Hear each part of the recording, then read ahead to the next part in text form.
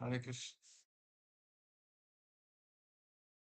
So we are now attempting our first streaming of the weekly morning Srimad Bhagavatam talk. I'm not used to being live in front of the universe. I'll try not to be too embarrassed. There's the camera here. Right.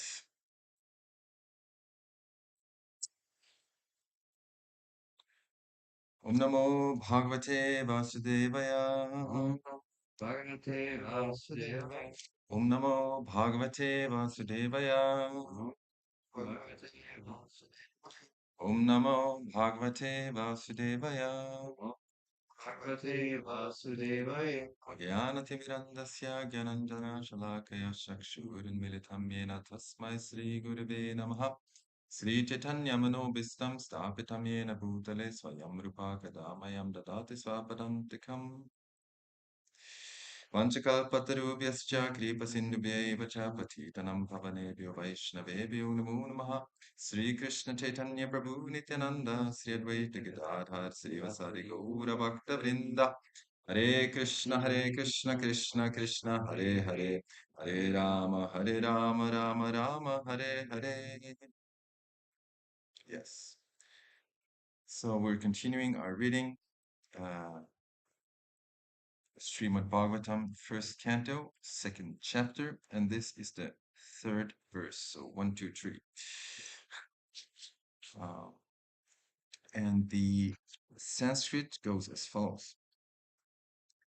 Svānubhāvam akhila-śruti-sāram ekam adhyātma-dīpam atititīrṣatāṁ tamo ndham saṁsāriṇāṁ karuṇayāha purāṇa-guhyaṁ tam vyāsa-sūnum upayāmi guruṁ munīnām.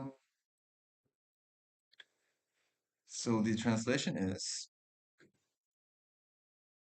let me offer my respectful obeisances unto him, Śuka, the spiritual master of all sages, the son of Vyāsadeva, who, out of his great compassion for those gross materialists who struggle to cross over the darkest regions of material existence, spoke this most confidential supplement to the cream of Vedic knowledge, after having personally assimilated it by experience. Purport by Srila Prabhupada. In this prayer, Srila Sutta Goswami practically summarizes the complete instruction of Srimad Bhagavatam. Srimad Bhagavatam is the natural supplementary commentary on the Vedanta Sutras.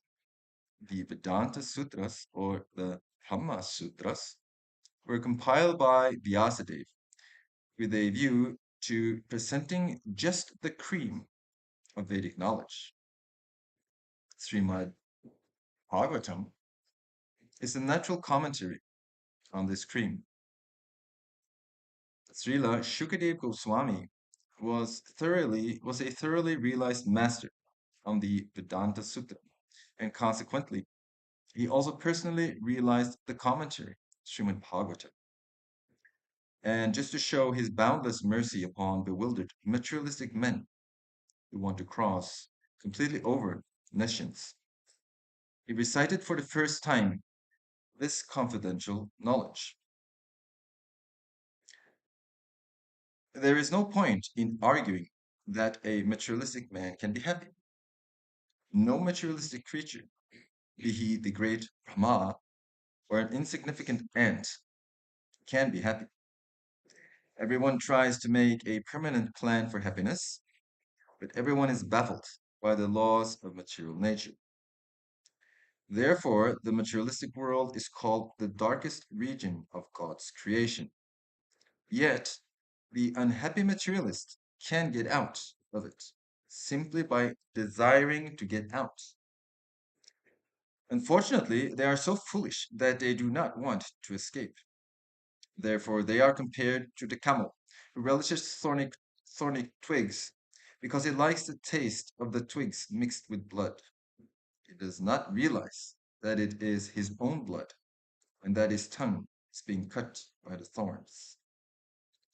Similarly, the materialists, to the materialists, his own blood is as sweet as honey. And although he is always harassed by his own material creations, he does not wish to escape. Such materialists are called karmis.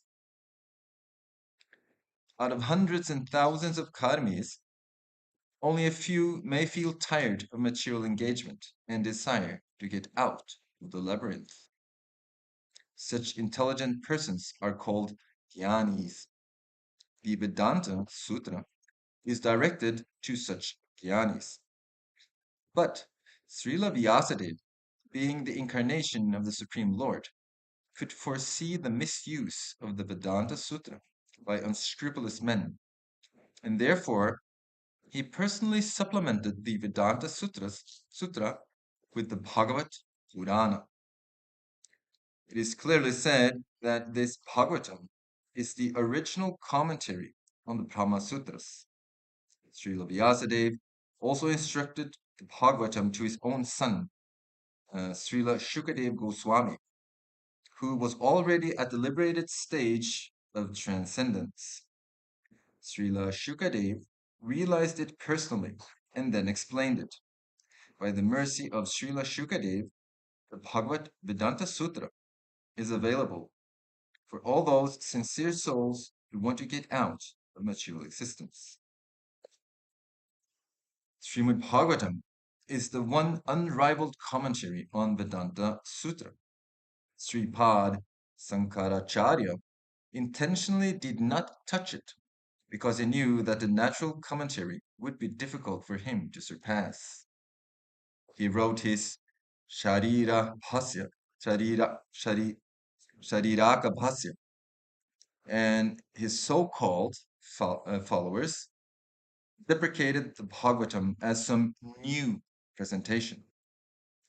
One should not be misled by such propaganda directed against the Bhagavatam by the Mayavadi school.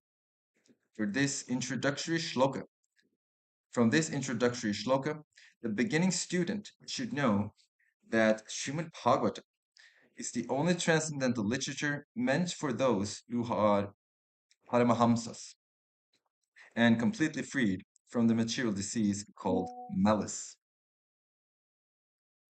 The Mayavadis are envious of the Supreme Personality of Godhead despite Sripad Sankaracharya's admission that Narayan, the Personality of Godhead, is above the material creation. The envious Mayavadi cannot have access to the Bhagavatam. Those who are really anxious to get out of this material existence may take shelter of this Bhagavatam because it is uttered by the liberated Srila Śukadeva Goswami. It is a transcendental torchlight by which one can see perfectly the transcendental absolute truth realized as Brahman, Paramatma, and Bhagavan. So the verse again.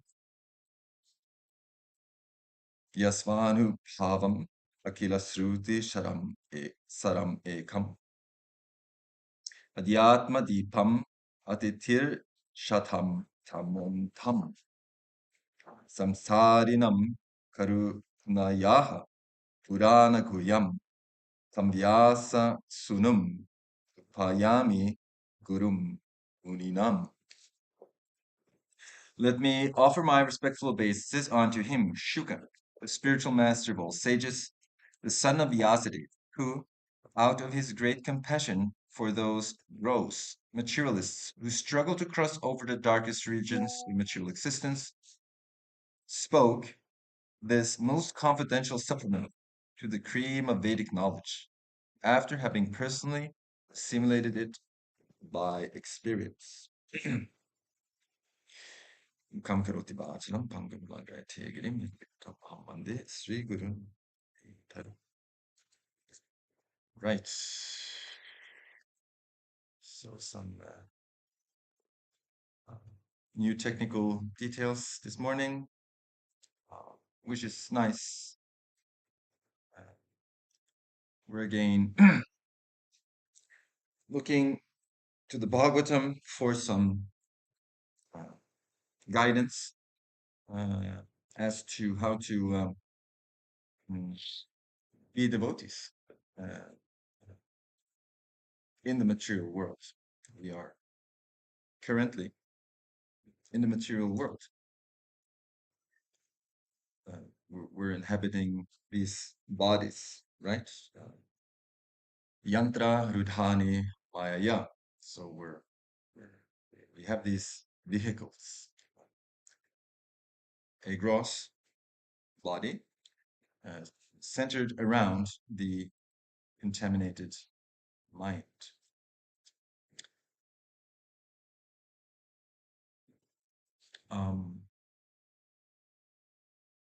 And the Bhagavatam, as Srila Prabhupada says, is the transcendental torchlight by which one can see perfectly the transcendental absolute truth. So the Bhagavatam is our guide. And if we go to the story, which is being told here, a true story, a real story about past history, we are taken to the forest of Naimisharanya again, and the sages are there to perform their yajna, and they have accepted Sutta Goswami as their captain. And now he is speaking from the Vyāsa-asana, the seat of Vyāsadeva.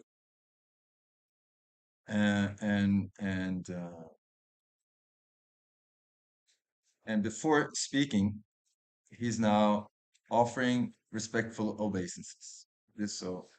And very interestingly, this verse sort of gives the Srila Prabhupada even says in the beginning, in this prayer, Srila Sutta Goswami practically summarizes the complete introduction of Srimad Bhagavatam.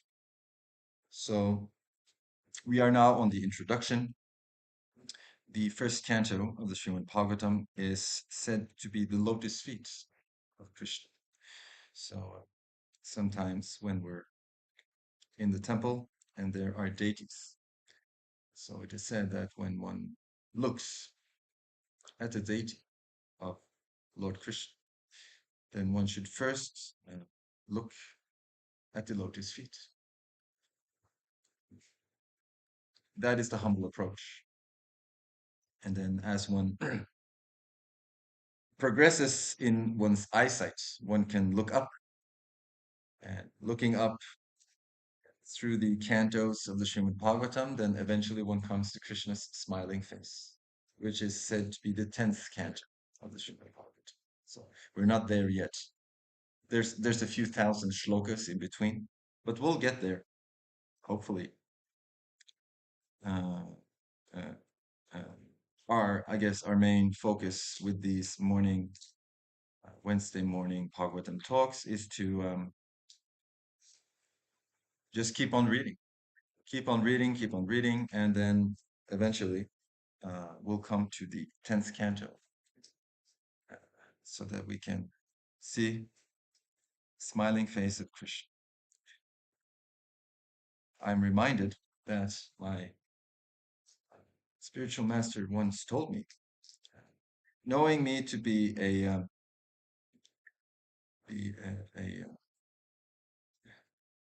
I always liked the forests.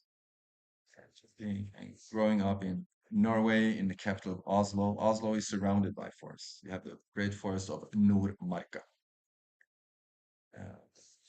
And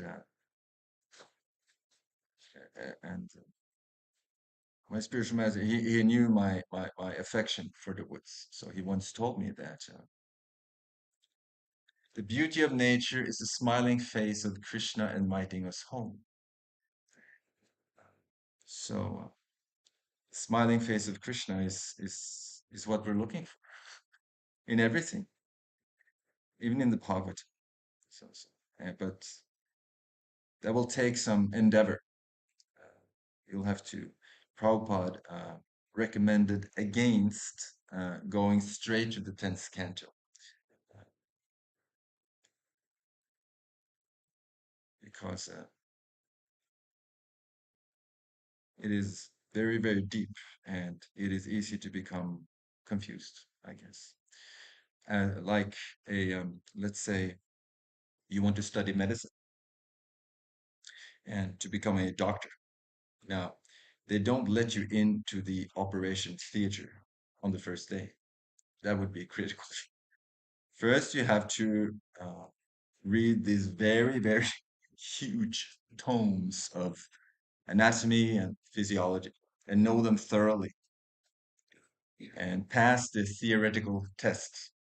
And only then you're admitted to maybe at first look over the shoulder of one surgeon and then maybe after that to do something uh, guided by the surgeon, and then eventually you are allowed to do the surgery on your own. So there's a natural process, a natural gradation of endeavor, and we're now in the beginning stage. Um, yes. Uh, I also find it interesting that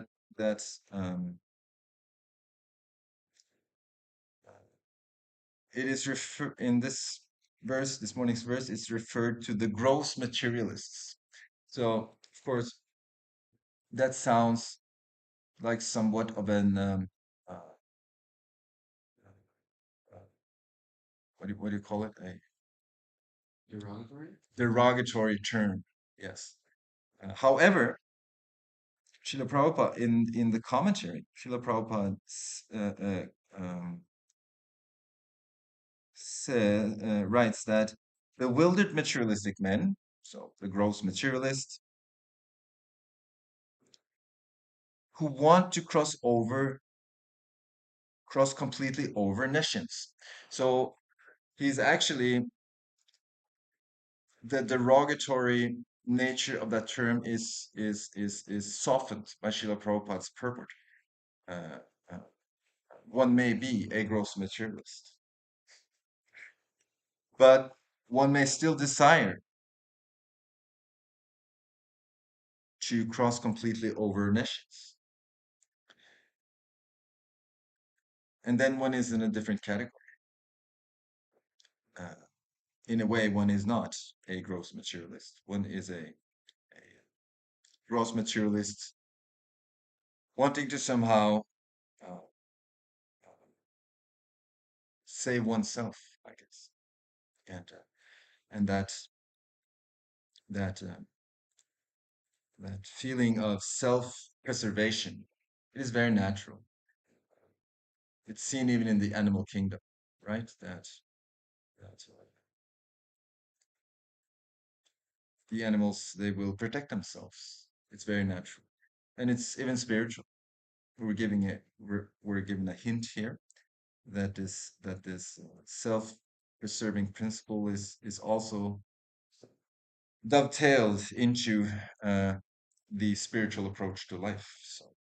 So if one, I guess, really wants to protect oneself, uh, the one has to approach the Srimad Bhagavatam to get the information needed so that one can cross, right, the ocean of material miseries. So the material world, we spoke about being in it. So we're in the material world, within the material atmosphere. This is one universe, and this is one planet, the Earth planet. So we're here, and the material world is sometimes likened to a forest fire, and sometimes it is likened to a great ocean. So let's say you're an Olympic swimmer,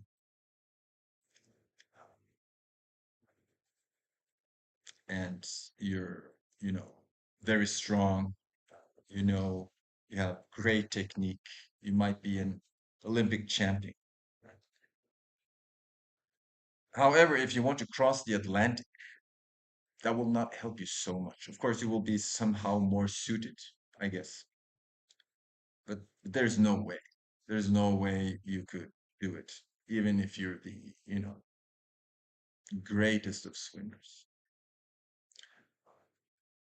One thing is the ocean itself. It's very, the Atlantic is renowned to be very precarious. But another thing is that within the ocean are many aquatics, sharks,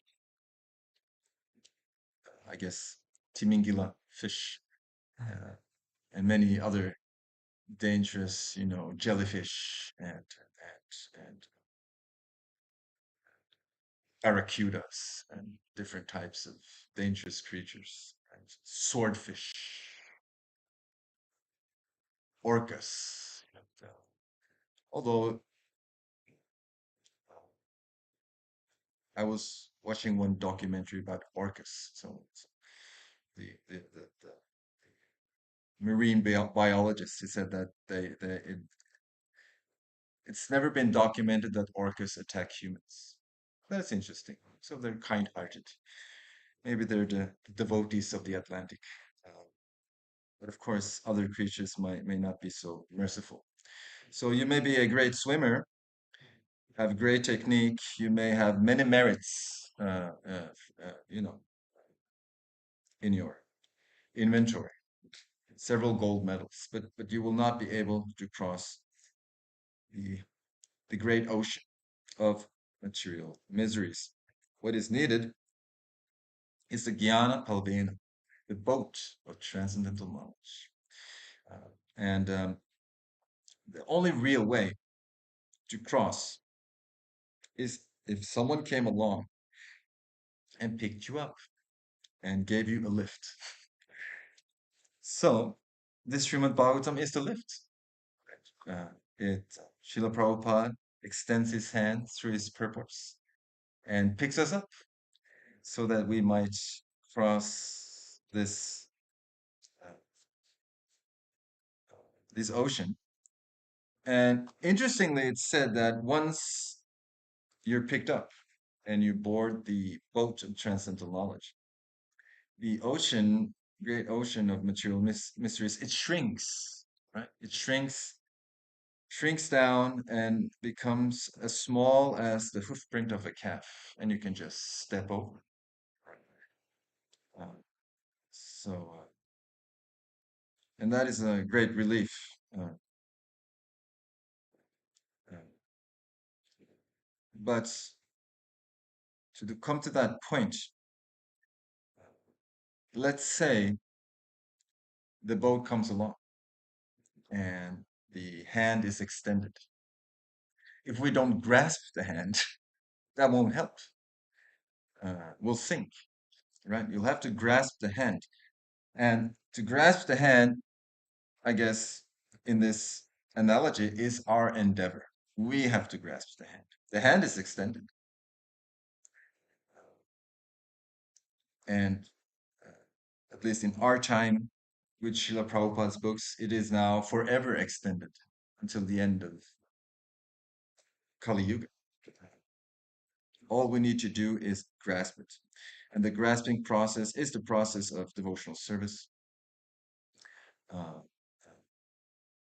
and if we are to look at today's verse, uh, it is mentioned, let's see if I can find that sentence back.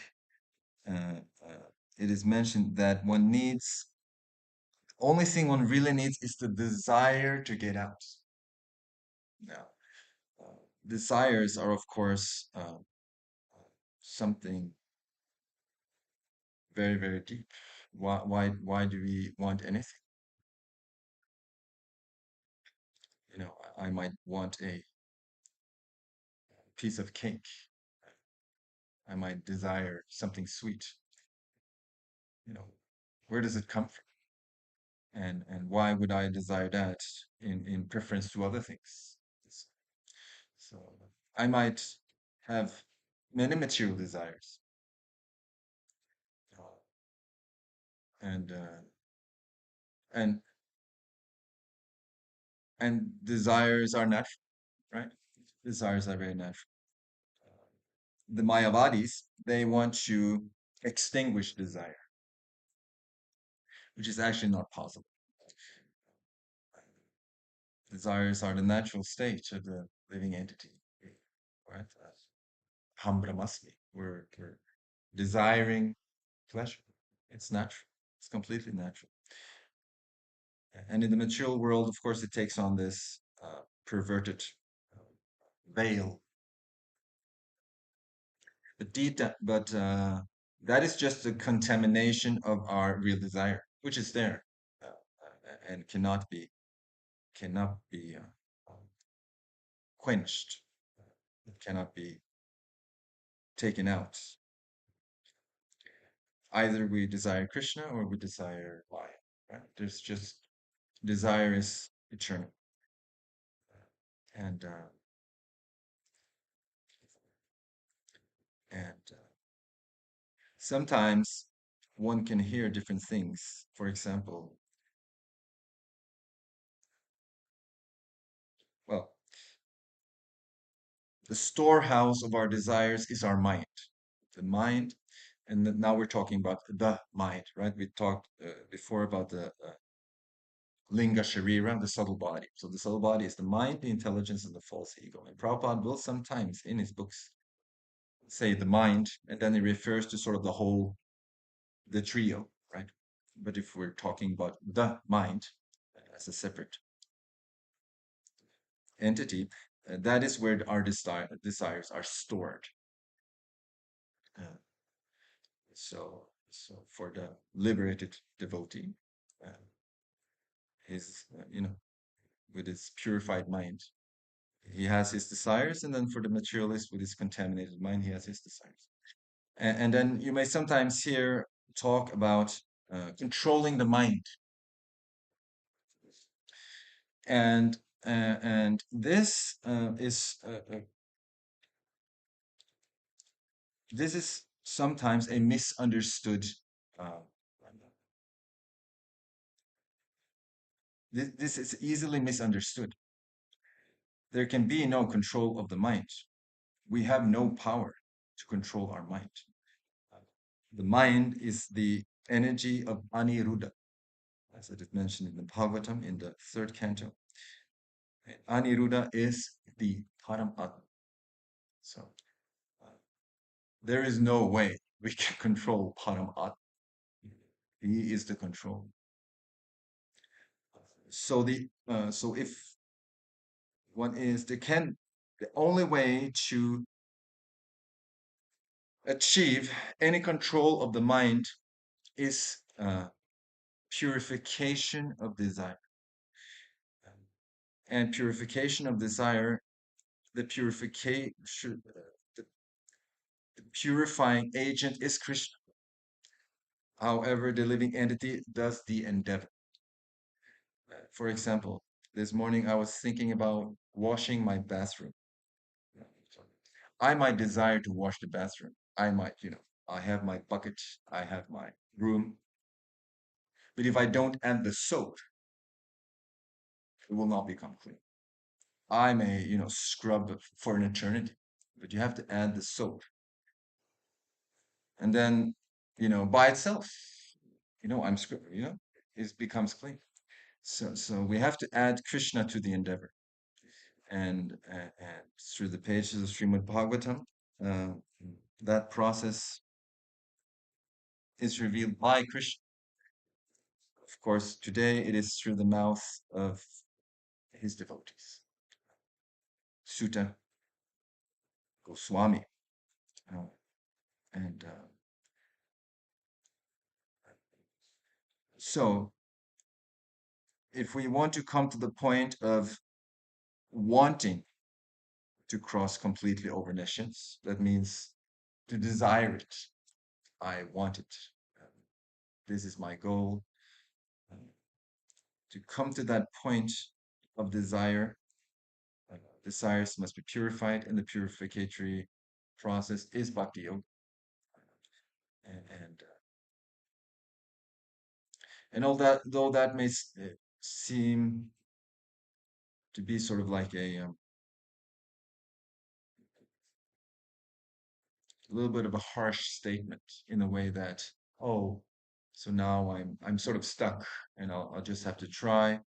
And there's sort of this, let's say I want to cross a mountain, right? And I'm standing at the foot and I'm looking up, and you can become a little bit discouraged.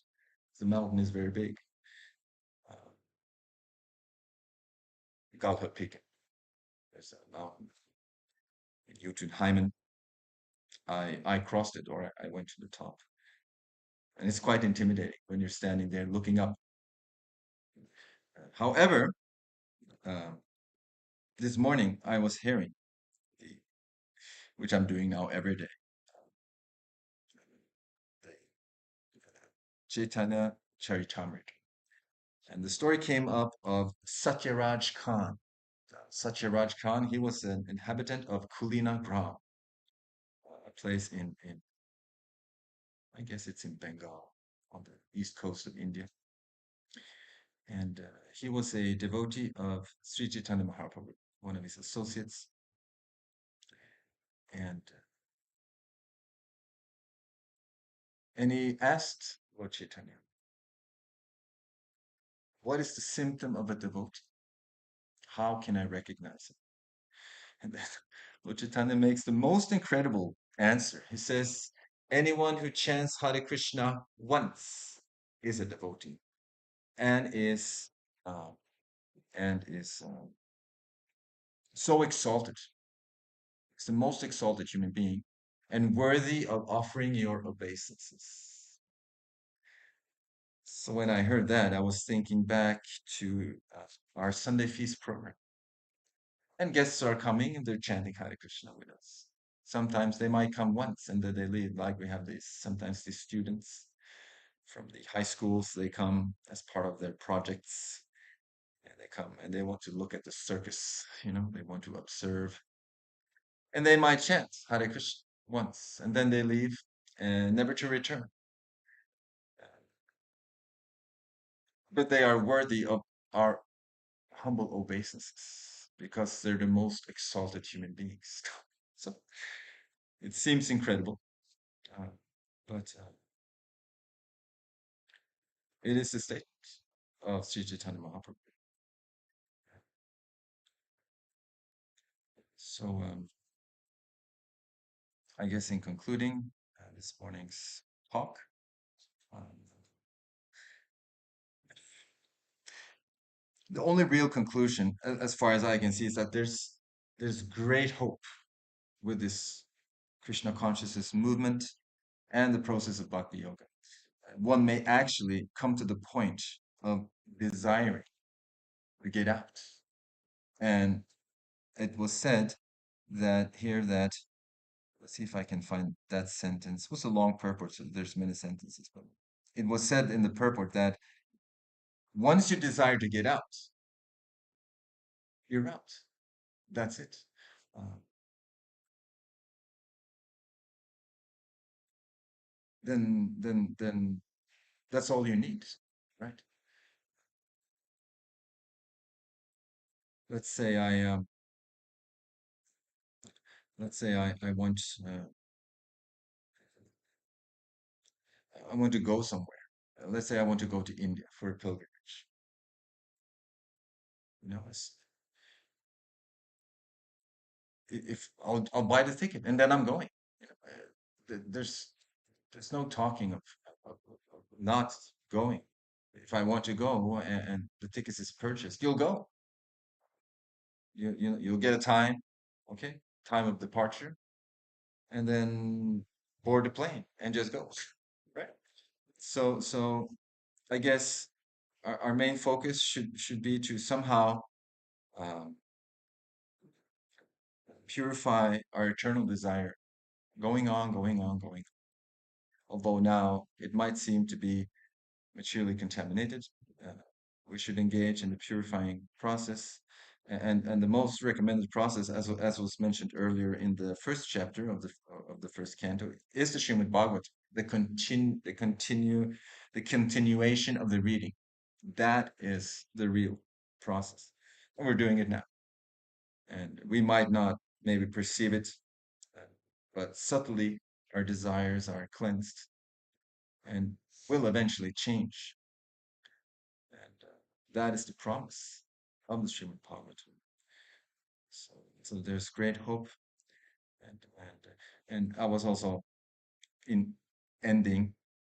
Uh, Sutta Goswami is here offering respectful obeisances unto Shukadeva Goswami, uh, and he's saying that he he spoke this most confidential supplement to the cream of Vedic knowledge after having personally assimilated it by experience. Although he is here talking, Sutta Goswami is here referring to Shukadeva Goswami, but I was thinking of Srila Prabhupada, right?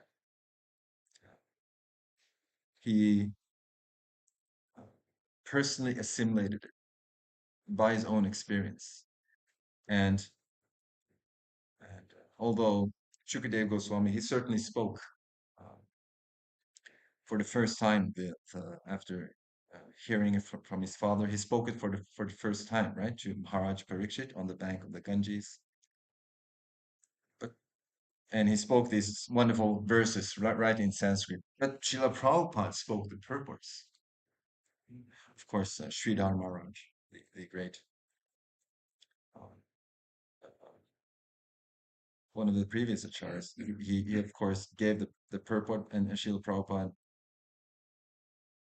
comes in his line and gives the purport in English so that we might sit here today in Oslo and read it. So it's very nice. We should be confident in the chanting of Hare Krishna. We should be grateful to Srila Prabhupada coming on the boat of transcendental knowledge, extending his hand. So just reach out, grasp it, and come aboard for the journey back home, back to God. Srila Prabhupada ki jai, Grantaraj Bhagavatam ki jai. Should we do any comments or questions? Sure. Is there anything? It was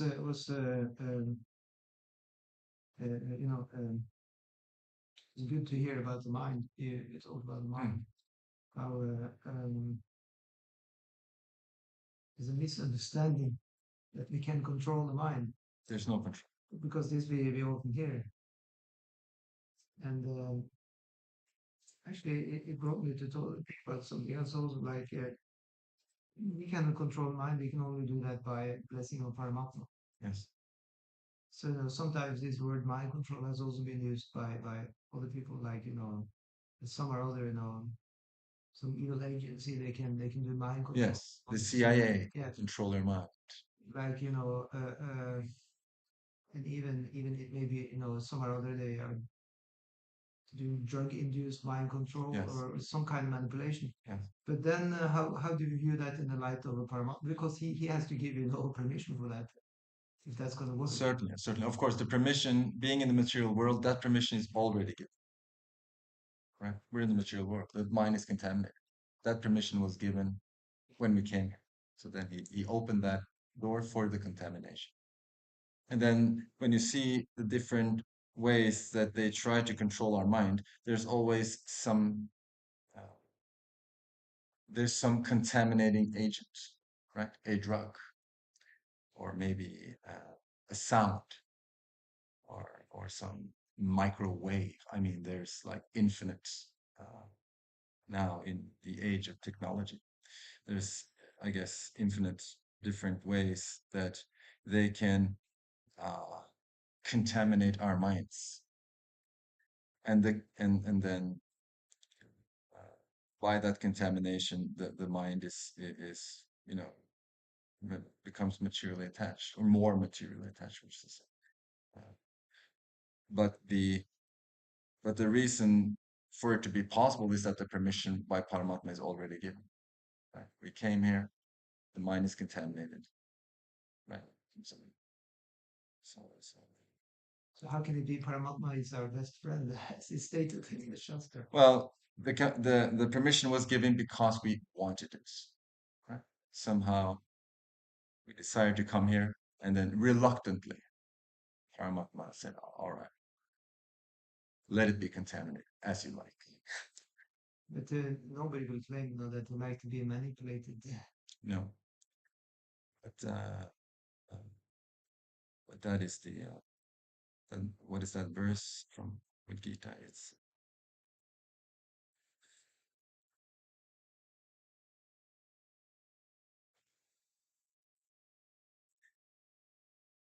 Maya is there, right? And the three gunas. And we are manipulated by the three gunas. We think we're somehow acting, right? But it's just the strings of the gunas. We're like a puppet. And sometimes the spiritual soul is likened to a cinema, going to the cinema. So the soul is sitting in the chair,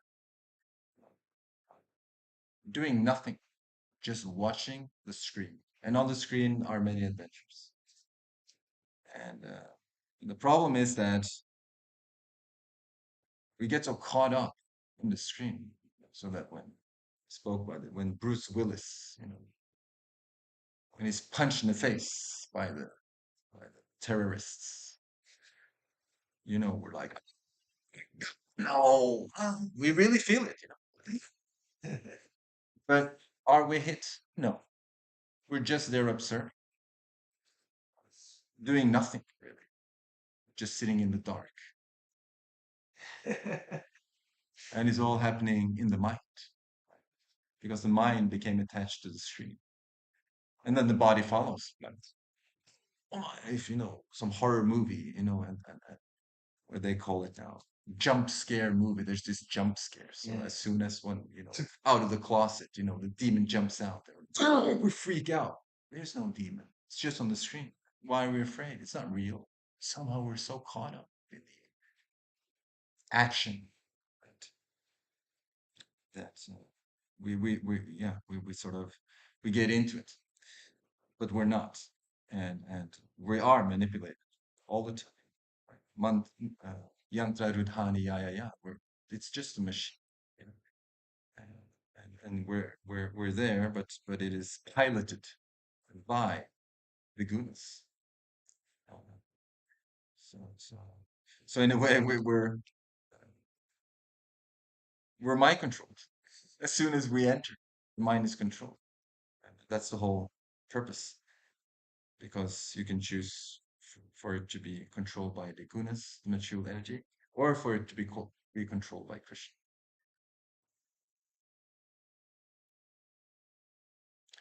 So there's nothing else to do than try to purify desires and the only way, because the only one who can purify desires is Krishna, because he's the ultimate pure one. And we have to somehow come in contact with him, and that contact with Krishna, being so pure, he will purify our desires.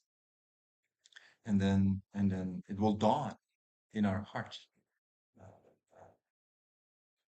what to do, where to go, what we want. That is the gift of Krishna.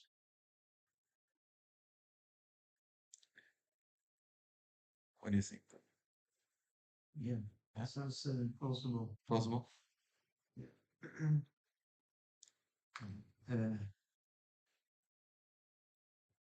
Yeah, some or other. I've heard also that simply that the Lord has become the Paramatma. That's only happening in the material world, actually.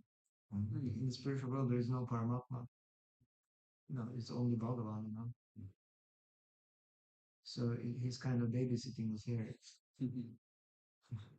And in the whole idea is just as you say. We have entered the movie theater, and once you enter the movie theater, you have to stay there until the movie is finished. You have to stay. And it will sometimes be nice things in the movie, sometimes bad things. But you pay the ticket, now you're there, you just have to stay. Yeah. And we like to stay also because it's engaging. Oh. So Paramatma is just giving us a little bit of this, little of that, and yeah. And it's very Because strange real. when you are in the movie theater, after the movie is finished and the light comes on, it's like you're snapped out of it, right? Like, oh, the movie's finished. All right, let's go out. Let's go home. Let's go home. Have our dinner. When you're there in the dark, with that surround sound, and now you haven't even have this 4D movies where there's even like the seats are The like seat is shaking. shaking, and there's even like water coming in your face, and there's some wind coming, and you put on the glasses, you get the 3D effect where, as the monster reach out, the hand comes towards you, completely free, you freak out. And imagine then Maya, the Maya theater was then like, there's no 4G anymore. It's like unlimited. I mean 4D. It's like unlimited D. You couldn't even imagine, right? So engaged. But she's a servant of Krishna. And although she's, unlimitedly strong and very fierce, right? 10 arms, 10 weapons. Riding on a lion. She's very happy to serve Krishna. Of course, she has the unthankful task of doing the job. It's not so nice. She's very dutiful, but of course, once Krishna gives his blessing and one becomes protected, she will gladly assist the devotees. She's a devotee, the wife of Lord Shiva.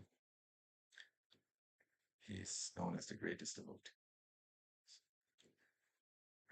Again, I mean, it seems like we come to the same conclusion every week. There's just ample reasons to be very confident. And although things may seem very difficult and chant Hare Krishna once.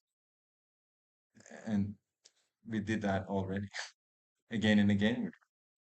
So I think, of course, the great examination of life, death itself, the destruction of the body, it will eventually come, and then we'll see. And I think, in my honest opinion, we'll be surprised. I think we will be surprised. See what happens.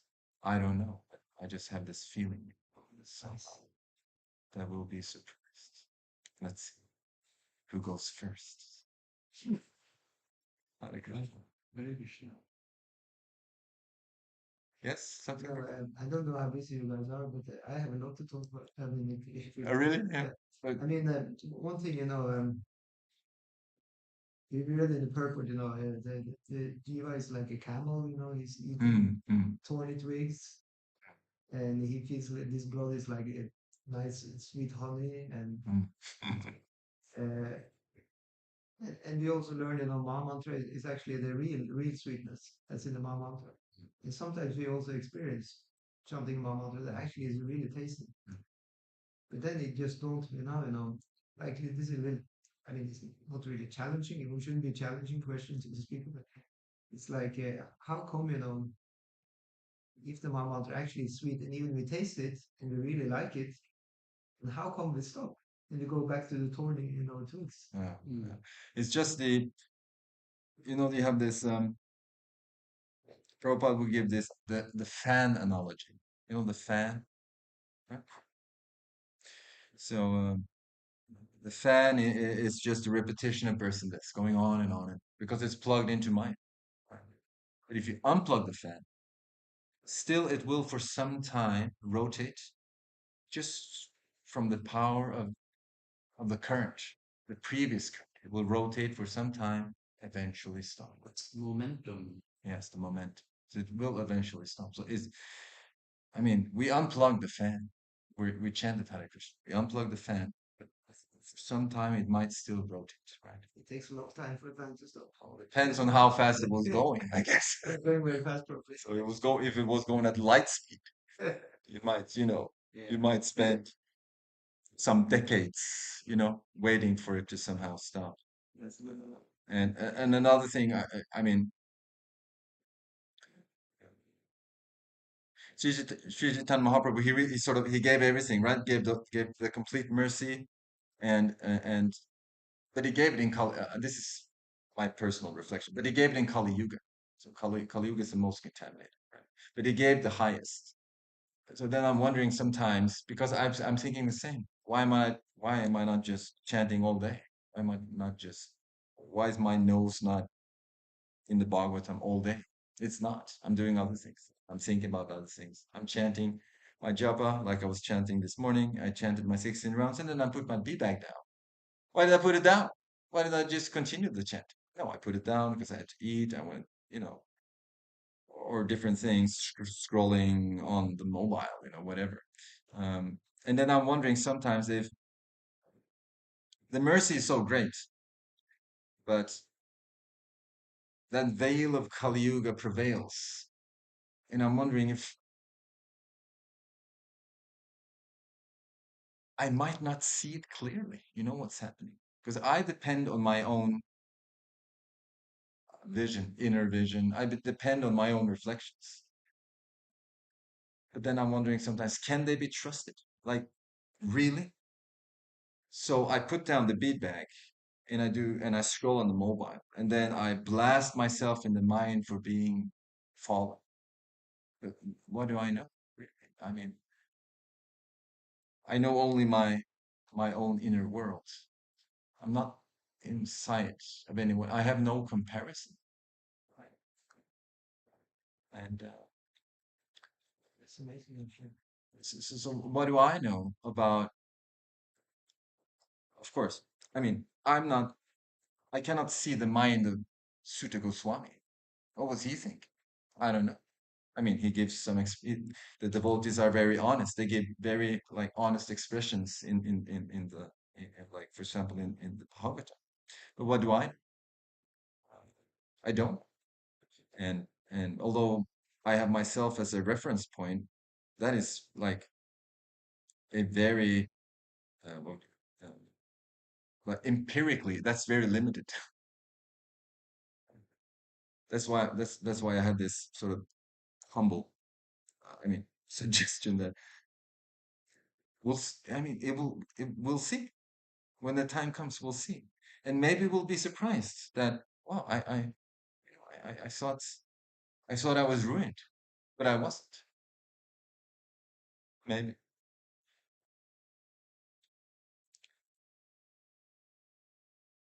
and and if you look at the world and it's propounded in every kind of newspaper, any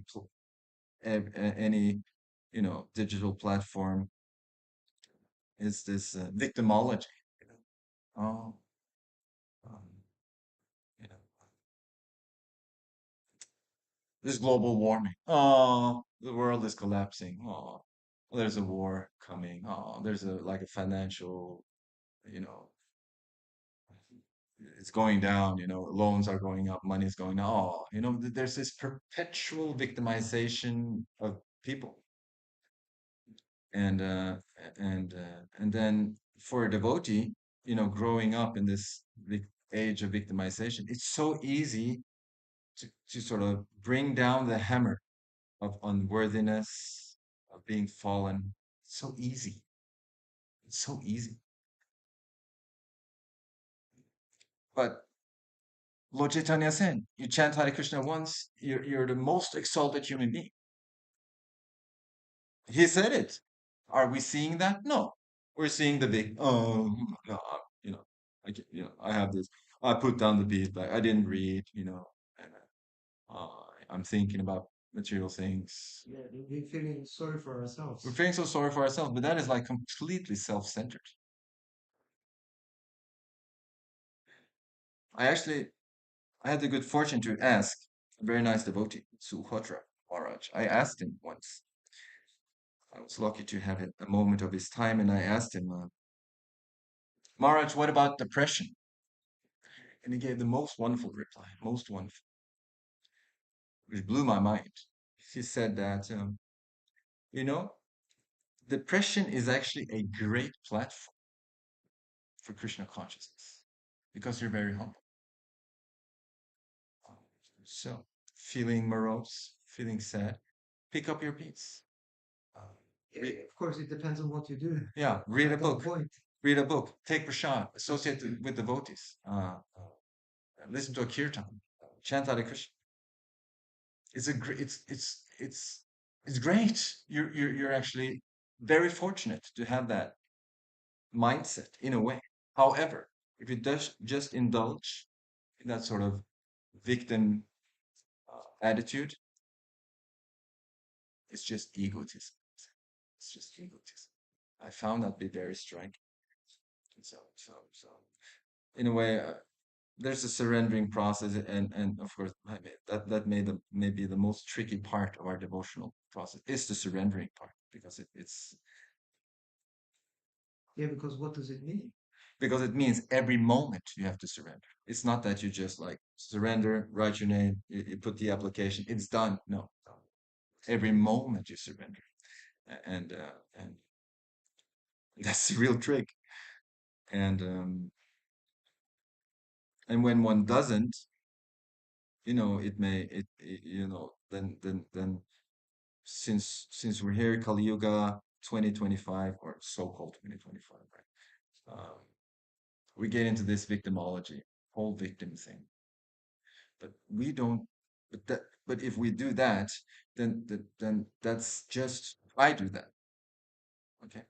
But that just goes to show that I don't know the real purport of the Bhagavatam. I missed it because then I wouldn't do it. Because then I would know I chant Hare Krishna once. You would be happy. I would be happy and confident in Lord Chaitanya's mercy, just like Satyaraj Khan, right? So we're just blind, and a blind man may, he may walk around, he doesn't see the sun, but the sun's there. Even his skin is getting tanned. It has real effects, but he doesn't see it. Of course, it's a shame for him, but the sun doesn't care. It gives all the benefits, the energy, the tanning, the light. Of course, although the blind man doesn't see it, it's there 100%, even on him directly, physically. But he's not enjoying it. Of course. That's his misfortune. It is great misfortune. Isn't it? Yeah. But if he had known, he might have. Right? If someone told him. If someone told him, Enjoy. sun is there. Somebody gave him eyes. You might not see it, my friend, but the sun is there. Yeah. Feel it on your skin. You feel that warmth. It's the sun. You thought it was something else. And then I guess eventually he might learn to see it. His blindness could be cured.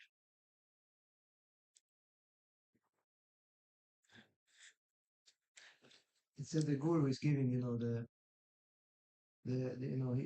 Gyananjana Shalaka, he's curing the blindness of the disciple. So what was I going to say? Yeah. So that's the guru. Often we hear about initiation. But actually, all these verses about guru blessing the disciple like that. That's all Shiksha Guru actually. So why do we have this thing, you have to get initiated Prabhu, or like he is initiated devotee, this and that. I think, let's say, I mean, the only answer I could give is that let's say you enjoy cross-country skiing, right? There's no problem. You can put on your skis, go to Nurmar. There's no problem. But if you're really skilled, you should join the national team, right? And take initiation, put on the suit, and just go to the Olympics, right? But you could just put on your skis, go to Nurmarka alone, just enjoy the forest. It's nice. I guess depends on on what you want. Like you could just do that for a whole lifetime, or you could do like Northug, teacher Northug, like they just go for it, become world famous, or compete with, with all the big boys. But then you could argue, you make with that kind of approach, one hypes up the whole thing. It becomes like hype. But there is a hype. There's definitely a hype. I mean, there's unlimited hype. You can dance in ecstasy forever, never become tired. So there's definitely hype, but some people, maybe they're just like, maybe Peter Northug, maybe he just needs, maybe he just, maybe like common people just putting on the skis, going to the forest, they're satisfied. Can they make it? The thing is, but when the Olympics is on the telly, then they definitely catch it and cheer for the national team. But as soon as the Olympics are done, they're happy just going back to Nurmak. And so there's hype, and some, I guess, maybe just some devotees just get more caught up in it. They get into the hype. The hype is supposed to help you. That's the Definitely. That's the thing. I mean, as far as we understand, sometimes Iskcon is criticized.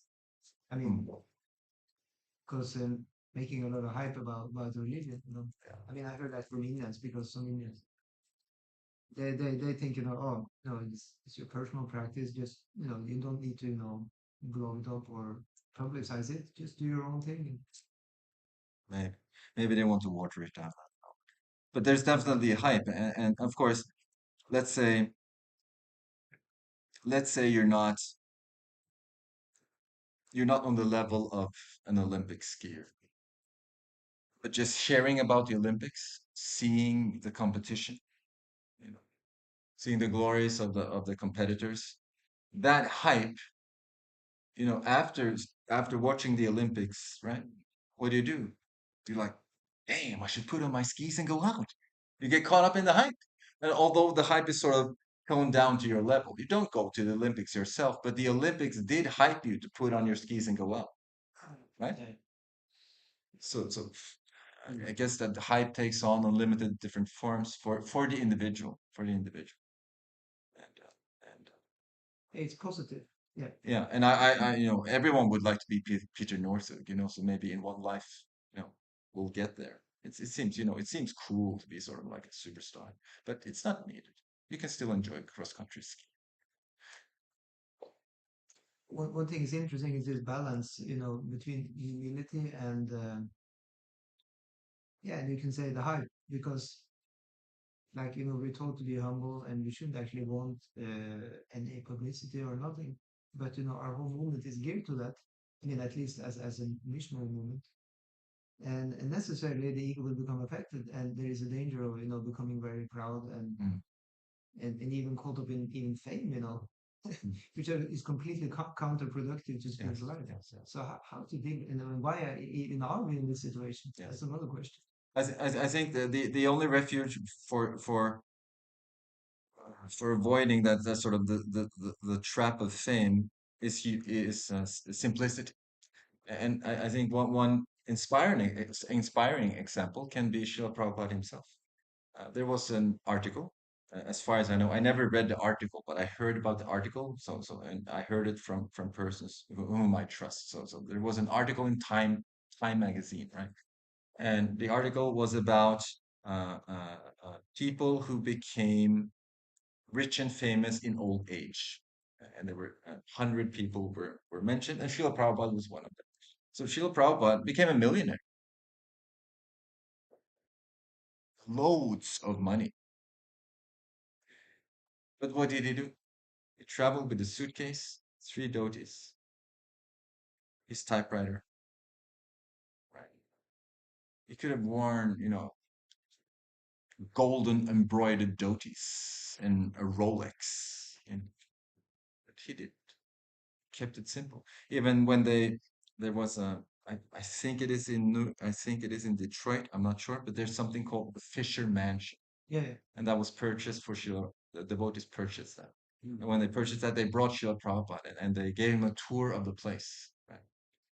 And you know, it's it's a mansion, right? So it's probably like gardens, several stories, and very beautiful. And then they showed Srila Prabhupada the bathroom. And in the bathroom was a shower. It was like the special shower with several shower heads, right? Mm. And they showed Srila Prabhupada, and they were very enthusiastic. Look, Srila Prabhupada is just. And Prabhupada looked at the shower, and then he commented, "Where's my bucket?" Keep it simple. You know, if you manage that, then I think you'll never be disturbed by the opulence of Krishna, which he grants the devotees. You know, he gives that. Krishna is unlimitedly opulent, and you know the devotees take on his nature. They become so opulent, but but they're not disturbed. They see the application of it, right? Right. So that's the kind of simplicity. If we can culture that sort of parallel to the fame of being a devotee, and I think one thing is the simple lifestyle. If we could sort of manage that, another thing which I think is a very good practice, which we probably could emphasize more in our local devotee community, is offering obeisances to the Vaishnavas.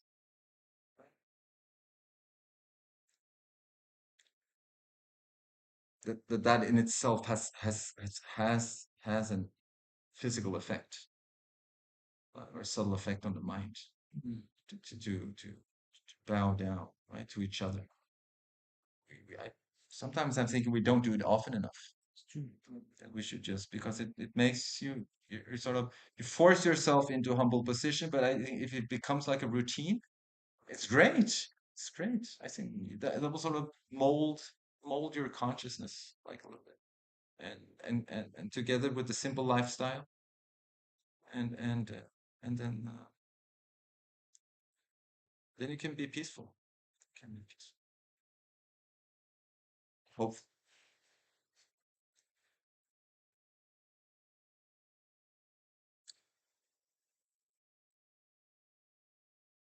Anything else? Happy, Brahma? Yeah. Happy. Thank you. Prabhupada. Jai.